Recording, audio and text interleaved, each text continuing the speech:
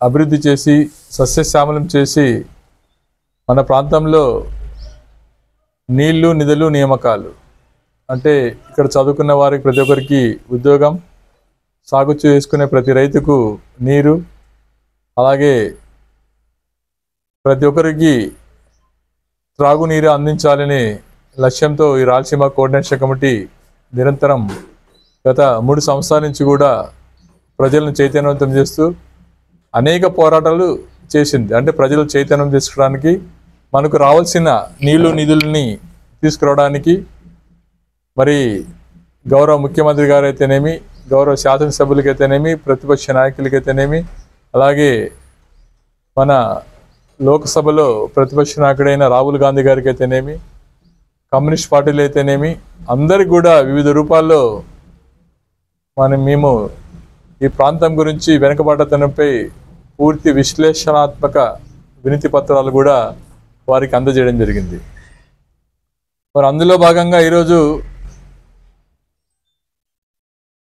మాజీ ముఖ్యమంత్రి వర్యులు, జాతీయ తెలుగుదేశం పార్టీ అధ్యక్షులు చంద్రబాబు నాయుడు గారి మేము చేస్తున్న పోరాటాలు గుర్తించి ఒకసారి వచ్చి కలిసి వెళ్ళాల్సిందిగా ఆయన మమ్మల్ని ఆదేశించడం జరిగింది. మరి అందులో భాగంగా నిన్ననే తెలుగుదేశం పార్టీ జాతీయ అధ్యక్షులు కలవడం జరిగింది.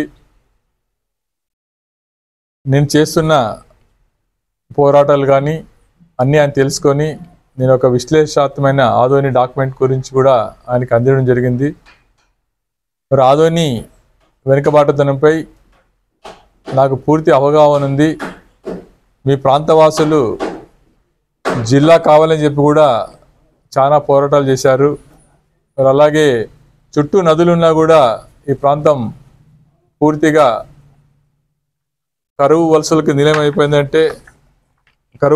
నిలయమైపోయిందంటే నాకు నిజంగా చాలా బాధాకరం అని చెప్పి కూడా ఆయన చెప్పడం జరిగింది. అలాగే తెలుగుదేశం పార్టీ జాతీయ కార్యదర్శి లోకేష్ గారు కూడా ఆయన పాదయాత్ర చేస్తున్నప్పుడు ఈ ప్రాంతంలో కరువు వలసలు, ఎక్కడ చూసినా మహిళలు తాగునీటి కోసం కిలోమీటర్ నడిచిపోతుంటే నా కళ్ళల్లో నీళ్లు తిరిగినాయి. 75 సంవత్సరాలు వచ్చినా కూడా ఈ ప్రాంతం ఇంత వెనుకబడుతున్న కారణం మేము కూడా ఈ రాయలసీమ డిక్లరేషన్ ద్వారా, మీ విద్యార్థి సంఘాల ద్వారా తెలుసుకుందామని చెప్పి కూడా ఆయన చెప్పి ఉన్నారు. మరి కడప డిస్టిక్లో రాయలసీమ డిక్లరేషన్ ప్రకటించాలనుకున్నప్పుడు కూడా మమ్మల్ని అందరూ పిలిచి ఆ పాదయాత్రలో చర్చించినాడు. నేను చాలాసార్లు అనుకున్న శ్రీకాంత్ రెడ్డి పార్టీలో జాయిన్ అవుతున్నాడని చెప్పి లోకేష్ గారితో కలసమని చెప్పి ఆ రోజు చెప్పి చాలామంది అనుకున్నారు. కానీ మా విద్యార్థి సంఘ నాయకులైతేనేమి, మేము రాయలసీమ కోఆర్డినేషన్ కమిటీని అందరితో చర్చించి, అంటే ఎక్కడ ఆయన సమయం ఉంటే అక్కడ మా దగ్గర చర్చించడం జరిగింది. అంటే ఈరోజు ఎందుకు వాస్తవాలు చెప్పవలసి వస్తుందంటే, అంటే ఈ ప్రాంతం పట్ల మీకు అవగాహన ఉంది కాబట్టి ఈ ప్రాంతం పట్ల ఎక్కడ వనరులు ఉన్నాయి, నీటి వనరులు ఉన్నాయి, ఏ విధంగా వినియోగించుకుంటే ఈ ప్రాంతం బాగుపడుతుందని చెప్పి ఒక విశ్లేషణాత్మకమైన డాక్యుమెంట్ వాళ్ళ ముందు జరగడం జరిగింది. అన్న నాకు పూర్తిగా సమయం ఉండదు, శ్రీకాంత్ ఎక్కడ వీలుంటే అక్కడ నువ్వు కలిసి కొద్దిగా ప్రజెంటేషన్ చేస్తే ఈ రాయలసీమ డిక్లరేషన్ మీద పూర్తిగా మాట్లాడదామని నన్ను కానీ, బైరెడ్డి రాజశేఖర్ గారు కానీ, అశోక్ గారు కానీ, రవి గారు కానీ, మా రాయలసీమ కోఆర్డినేషన్ కమిటీ కార్యదర్శి అయిన రాజన్న గారిని కూడా అనేక సందర్భాల్లో కూడా ఆయన పిలిచి అడగడం జరిగింది. మరి రాయలసీమలో పుట్టి పెరిగిన మన గౌరవ ముఖ్యమంత్రి గారు ఆయన పాదయాత్ర చేసినప్పుడు ఈ ప్రాంతంలో ఒక ట్రైబల్ ఏరియాలా ఉంది, ఈ ప్రాంతాన్ని ఎలాగైనా కూడా బాగు చేయాలని చెప్పి ఆ రోజు ఆయన అన్నప్పుడు నిజంగా మేము కూడా ఆయన మాటలకి తబ్బిపోయాము. మరి రాయలసీమలో జగన్మోహన్ రెడ్డి గారు చేసింది ఏమిటి నిజంగా మీరు అనుకుంటే, మరి వేదవతి 2000 కోట్లతో ప్రాజెక్ట్ స్టార్ట్ అయితే ఈరోజు వరకు కూడా దానికి సాగునీళ్ళు అందించలేదు. అలాగే ఆర్డిఎస్ కోర్టులో ద్వారా నిలిచిపోయి ఈరోజు కూడా ఆ ప్రాజెక్టు నత్తనడకన సాగుతుంది, ఈరోజు వరకు కూడా నిధులు కేటాయించలేదు. అలాగే పులికెనమ ప్రాజెక్టు ఎత్తు పెంచితే మా ఆదోని మండలానికి కూడా ప్రతి గ్రామానికి కూడా నీళ్ళు వస్తాయని చెప్పి భావించాం. అంటే మా ఆదోనిలో 35 గ్రామాలు కూడా నీళ్ళు వచ్చే అవకాశాలు ఉన్నాయి. ఎందుకంటే పులికనమ, ఆర్డిఎస్, వేదివద్దార ఈ గ్రామాలకు ఖచ్చితంగా నీళ్లు కల్పించాలని చెప్పాం. మరి అలాగే ఆదోనిలో ఒక పరిశ్రమ హబ్బుగా రావాలంటే విశ్వీ దగ్గర ఒక టీఎంసీ స్థాపించి ఆ పరిశ్రమకు నీళ్లు కేటాయిస్తే ఈ ప్రాంతం సస్యశ్యామలం అని చెప్పి కూడా జగన్మోహన్ రెడ్డి కూడా అనేక విజ్ఞాపనలు అందించడం జరిగింది. పర్సనల్ కూడా కలిసి జరిగింది. మరి ఆయన ఇచ్చిన హామీలు ఈరోజు కూడా ఒకటి కూడా నోచుకోలేదంటే మరి ఈ ప్రాంతంలో ఆ రోజు చంద్రబాబు నాయుడు గారు పర్యటించినప్పుడు 2019లో వేదవతికి 2,000 కోట్లు, ఆర్డిఎస్కి 2,000 కోట్లు, అలాగే గుండ్రేవల కూడా 1,600 కోట్లు, అలాగే పులికనమ ఎత్తు పెంచి ఈ ప్రాంతాన్ని సస్యశ్యామలం చేయాలని చెప్పి 2019 ఎలక్షన్ నాటి మేనిఫెస్టోలో కూడా పొందపడం జరిగింది. టెండర్లు కూడా పిలవడం జరిగింది. మరి అందులో భాగంగానే మాకు ఆత్మీయులైన కోట్ల ప్రకాష్ రెడ్డి గారు ఆ రోజు ఖచ్చితంగా ఈ ప్రాంతానికి తుంగభద్ర నుంచి రావాల్సిన నీటి వినియోగం అయితేనేమి, పెండింగ్ ప్రాజెక్టులు అయితేనేమి ఇస్తేనే జాయిన్ అవుతామని చెప్పి ఆ రోజు ఆయన కరాఖండికంగా చంద్రబాబు నాయుడు గారికి చెప్పడం జరిగింది. మరి అందులో భాగంగానే ఆయనకు మాట ఇచ్చిన విధంగానే చంద్రబాబు నాయుడు గారు కూడా వేదవతిని, ఆర్డిఎస్ని, పులికమని, గుండెలను కూడా ఇమ్మీడియట్గా శాంక్షన్స్ అప్రూవల్ ఇచ్చి దానికి ఒక ప్రోగ్రామింగ్ తయారు చేయమని చెప్పి టెండర్లు కూడా పిలవడం జరిగింది. మరి అలాంటి ఆయన పిలిచిన టెండర్లని ఈ రోజు వరకు కూడా ఇప్పుడున్న జగన్మోహన్ రెడ్డి గారు ఒక్క పైసా కూడా నిధులు కేటాయించలేదంటే మరి మీకు ఈ ప్రాంతం పట్ల ఉన్న అవగాహన ఏదని అడుగుతున్నాం. అలాగే ఇక్కడ ఇంతమంది ఎమ్మెల్యేలు పనిచేసినా ఎప్పుడు కూడా అసెంబ్లీలో ఒక్కరోజు కూడా ఈ పెండింగ్ ప్రాజెక్టుల మంది కానీ, ఈ కరువు వలసల మీద కానీ ఒక్కరోజు కూడా ప్రస్తావించలేదంటే ఈ ప్రాంతం అభివృద్ధి పట్ల మీకు ఉన్న నిజాయితీ ఏదని అడుగుతున్నాం. మరి జిల్లా కమిటీ కోసం విద్యార్థి సంఘాలైతేనేమి, ప్రజా సంఘాలైతేనేమి సుమారు 40 రోజులు నిరాహారదీక్ష చేసినా కూడా అసెంబ్లీలో ఇక్కడున్న 7 మంది ఎమ్మెల్యేలు కూడా సీఎం గారి దగ్గరికి వెళ్ళి ఆదోని జిల్లా చేస్తే అన్ని విధాలుగా బాగుపడుతుందని చెప్పి మరి ఎందుకు అడగలేకపోయినారని చెప్పి కూడా మా బాధ అంతా ఈరోజు. మరి ఇవన్నీ సాధించాలంటే ఖచ్చితంగా చంద్రబాబు నాయుడే దీనికి ఒక ముందు చూపున్న వ్యక్తి, ఒక విజనర్ ఉన్న వ్యక్తి అనుకున్నాం. కాబట్టి ఆయన మీరు చేస్తున్న పోరాటంలో నిజాయితీ ఉంది, ఖచ్చితంగా శ్రీకాంత్ మాతో కలిసి పనిచేయండి. మీరంతా ఈనాడు పేపర్లో కూడా చూస్తుంటారు. నేనైతే కలవడానికి డాక్యుమెంట్ ఇవ్వడానికి వెళ్ళాం. సార్ పిలిచి ఖచ్చితంగా ఇవన్నీ రావాలంటే మన ఏదో పార్టీ అధికారంలో ఉన్నప్పుడు మాత్రమే ఇవన్నీ చేయగలము, మీకు కూడా తగు బాధ్యతలు ఇస్తాం, ఖచ్చితంగా పార్టీ కోసం కష్టపడి పని చేయండి అని చెప్పినారు. ఖచ్చితంగా మేము అధికారంలో వచ్చిన వెంటనే ఈ రాయలసీమలో ఉండే పెండింగ్ ప్రాజెక్టులు అయితేనేమి, ఆదోనిలో ఉన్న డిగ్రీ కళాశాల అయితేనేమి, ఆదోనిలో ఉన్న మెడికల్ కళాశాల అయితేనేమి, ఇంకొకటి ఆదోని నాకు నిన్న మాట ఇచ్చిన విధంగా ఆదోనిలో ఒక అగ్రికల్చర్ యూనివర్సిటీ కూడా ఖచ్చితంగా స్థాపిస్తామని చెప్పాడు. ఎందుకంటే బన్వాస్ దగ్గర 2,000 ఎకరాల ఈరోజు ప్రభుత్వ భూమి ఉంది, దాన్ని ప్లాట్లుగా వేసి జగనన్న కాలనీగా విక్రయిస్తున్నారు. అది కూడా నాకు బాధాకరం చెప్పాను సార్కి. ఎందుకంటే అక్కడ ప్రభుత్వ భూమి ఉంది, అక్కడ ఆల్రెడీ కొన్ని సంబంధించిన అగ్రికల్చర్ యూనివర్సిటీలు కూడా ఉన్నాయి. కాబట్టి దాన్ని అగ్రికల్చర్ యూనివర్సిటీగా గుర్తిస్తే ఈ ప్రాంతం అంటే ఏ ప్రాంతంలో ఏ పంట సాగు చేసుకోవాలి, ఎలా డ్రిప్ ఇరిగేషన్ స్టార్ట్ చేసుకోవాలి, ఎలా హార్టికల్చర్ సాగు చేసుకోవాలని చెప్పి కూడా అవన్నీ కూడా ఆయన నాతో సుమారు 15 నిమిషాలు అంత బిజీ ఉన్నా కూడా చర్చించడం జరిగింది. మరి ఇవన్నీ ఆయన మాట ఇచ్చిన విధంగా రేపు పత్తికొండ సభలో కూడా ఆయన చెప్తామన్నారు. ఈ ప్రాంతంలో అభివృద్ధి పట్ల ఈ ప్రాంతంలో మనం తీసుకున్న మేనిఫెస్టోలో ఏ అయితే అంశాలను పొందుపరచాలని చెప్పి కూడా డిస్కస్ చేద్దామని చెప్పారు.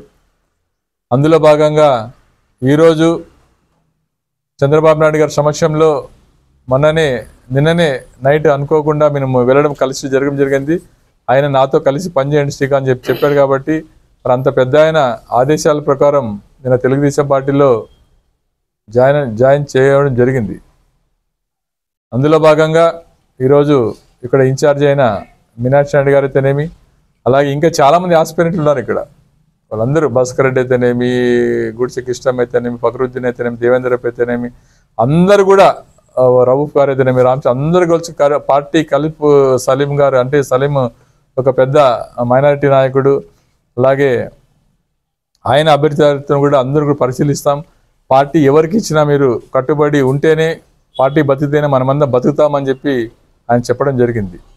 ఎందుకంటే మీరు కోరుకున్న అభివృద్ధి జరగాలంటే మనమంతా అధికారం వచ్చిన మాత్రమే ఈ పక్కా మీరు ఏదైతే అనుకుంటారో అవన్నీ జరగడానికి అవకాశాలు ఉంటాయి. కాబట్టి మిత్రుడు, నాకు చిన్ననాటి మిత్రుడు, అన్ని రంగాల్లో మరి ఈరోజు బుద్ధారెడ్డి గారు కానీ, రామకృష్ణ కానీ, జగదీష్ గారు కానీ, మా బద్రిస్వామి, ఆనందన్న, అందరూ కూడా గోపాల్ అందరూ కలిసి కూడా ఈరోజు కుటుంబ సభ్యులతో కలిసి నిర్ణయం తీసుకోవడం జరిగింది. ఇక్కడ అందరూ కలిసి పార్టీ ఆదేశాల మేరకు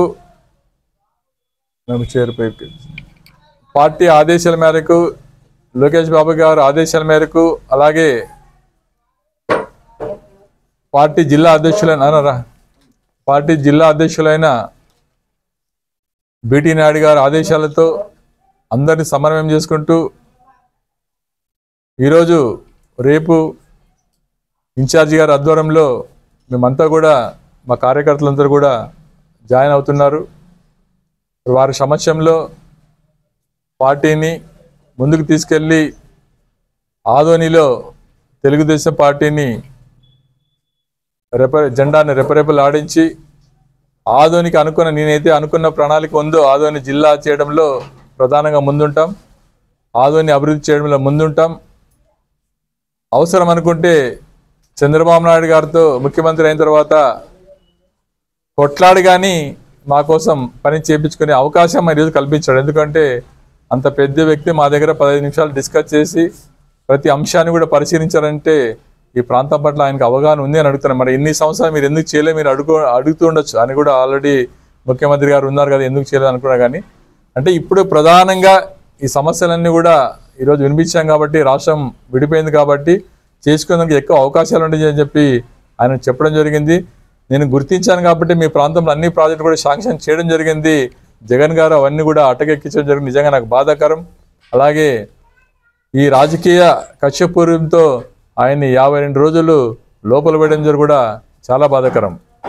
మరి అలాగే వీళ్ళందరితో పాటు జాతీయ ప్రధాన కార్యదర్శి లోకేష్ గారు కూడా ఇక్కడ ఉన్న సమస్యలను గుర్తించారు. మరి ఆయన పాదయాత్ర ద్వారా రాయలసీమ అభివృద్ధి చెందాలంటే ఇక్కడ తాగునీరు, సాగునీరు చాలా అవసరం, పరిశ్రమలు చాలా అవసరం. అనంతపురం జిల్లాకి ఏ విధంగా కియా పరిశ్రమ వచ్చిందో ఆదోని ప్రాంతంలో కూడా ఒక పెద్ద పరిశ్రమ తీసుకొచ్చడానికి నా సాయశక్తుల కృషి చేస్తానని చెప్పి ఆయన జరిగింది. మరి అందులో భాగంగా ఈరోజు నేను ఆర్సీసీలు అంటే ఆర్సీ అంటే ఇది రాజకీయ వేదిక కాదు, కానీ ఒక ప్రజా సమస్యల్ని ప్రభుత్వాల దృష్టికి తీసుకెళ్ళడానికి ఒక ప్రజా సంఘంగా పనిచేశాం. దాంట్లో ఉన్న మిత్రులు, దాంట్లో ఉన్న మా రాజన్న గారు, అలాగే ఆ మిత్ర బృందం అందరూ కూడా కలిసి తెలుగుదేశం మనకు అసూరెన్స్ ఇస్తే, ఈ రాష్ట్రానికి అసూరెన్స్ ఇస్తే ఖచ్చితంగా దానికి సపోర్ట్ చేద్దామని చెప్పారు. కాబట్టి పార్టీ ఆదేశానుసారం ఈరోజు ఇక్కడ సమావేశం జరిగింది. మీకు అందరికీ ఈరోజు హృదయపూర్వకంగా నన్ను ఈ ప్రాంతం అభివృద్ధి చేసే బిడ్డగానే భావించండి. ఎందుకంటే నన్ను కూడా రకరకాల స్పెక్యులేషన్ క్రియేట్ చేసు ఆ పార్టీ ఈ పార్టీ అనమాట. కానీ ఈ అభివృద్ధి ఎవరైతే మాకు అష్యూరెన్స్ ఇస్తారో, మాకు ఈ ప్రాంతం ముఖ్యం, ఈ ప్రాంతం అభివృద్ధి ముఖ్యం. అంటే ఇక్కడ అనేక మంది పేద బడుగు వర్గాలు, మైనార్టీలు ఉన్నారు, వీవర్ సెక్షన్ ఉన్నారు, అలాగే బీసీ కులాలు ఉన్నారు. మరి మైనార్టీ కులాల్లో ఒకరికొకరు ఇద్దరికో వ్యక్తులకు పదవులు ఇస్తే ఆ కులం అంతా అభివృద్ధి కాదు. మైనార్టీ వర్గాలు ఏ విధమైన జీవన పరిస్థితులు సాగిస్తున్నారు, వాళ్ళకి స్వయం ఉపాధి పథకాలు అంటే వాళ్ళ అగరబత్తి ఫ్యాక్టరీలు అయితేనేమి, సెల్ఫ్ ఎంప్లాయ్మెంట్ స్కీమ్ అయితేనేమి, వాళ్ళకి ఫుడ్ కోర్ట్ అయితేనేమి, ఫ్రూట్ కోర్ట్ అయితేనేమి, ఫ్లవర్ కోర్ట్ అయితేనేమి, మరి ఇవన్నీ కల్పించాలని చెప్పాం. అలాగే ఆదోని చక్కగా ఉండడానికి మంచి పార్కులు, రోడ్ వైండింగ్స్, అలాగే స్ట్రీట్ వెండర్స్ బతకడానికి అంటే ఫ్లవర్ మార్కెట్స్ కానీ, పండ్లు అమ్మేవాళ్ళు కానీ, వీళ్ళందరూ కూడా వెజిటేబుల్స్ అమ్మేవాళ్ళు కానీ ఒక ప్రత్యేకమైన వసతులతో ఒక పార్క్ని ఏర్పాటు చేస్తామని చెప్పారు. అందులో భాగంగా ఈరోజు ఆదోని దశల వారుగా అభివృద్ధి చేయాలని ఒక ప్రణాళికతో ఈరోజు వాళ్ళు అసెంబ్లీ ఇచ్చిన దానికి ఈరోజు అన్కండిషనల్గా అంటే పార్టీ ఏ బాధ్యత ఇచ్చినా కూడా మేము నిర్వహించడానికి ఈరోజు పార్టీలో జాయిన్ అవుతున్నామని చెప్పి కూడా ఈరోజు ఇక్కడ పత్రికా సమావేశం ద్వారా నేను ఉమ్మేద్ సలీం గారు, అలాగే మిత్రుడు బుద్ధారెడ్డి గారు, రామకృష్ణ, జగదీష్ గారు అందరూ కూడా, బద్రీస్వామి ఒబ్లే అన్న మాకు తెలుసు, మోహన్ అన్న అందరూ కలిసి కూడా ఈరోజు నిర్ణయం తీసుకోవడం జరిగింది. మీరు పత్రికా విలేకరులు కూడా దీన్ని పెద్ద మనసుతో స్వాగతించవలసిందిగా, ఆదోని అభివృద్ధి ధ్యేయంగా పనిచేస్తామని, ఆదోని అభివృద్ధి చేయడంలో పార్టీలకు అతీతంగా ఈరోజు పోరాడాం. ఈరోజు పార్టీ వేదికగా కూడా ఈరోజు తెలుగుదేశం వేదికగా పోరాడి రాబోయే కాలంలో తెలుగుదేశం పార్టీని అందరినీ సమన్వయం చేసుకుంటూ, అంటే ఆదోని అభివృద్ధి జరగాలంటే చంద్రబాబు నాయుడు యొక్క మార్గదర్శనంలో మేమంతా పనిచేయడానికి, అలాగే యువనాయకుడు అన్ని విధాలుగా యువకులకు అందుబాటులో ఉండే వ్యక్తి, ఎప్పుడు పిలిచినా పలిసే వ్యక్తి లోకేష్ గారి ఆధ్వర్యంలో మేమంతా పనిచేసి ఆదోనిలో తెలుగుదేశం పార్టీ జెండాని రెపరెపలించడానికి మా వంతుగా నేను కృషి చేస్తానని చెప్పి మీ అందరికీ మరొక్కసారి నమస్కారం చేసుకుంటూ సెలవు చేసుకుంటున్నాను.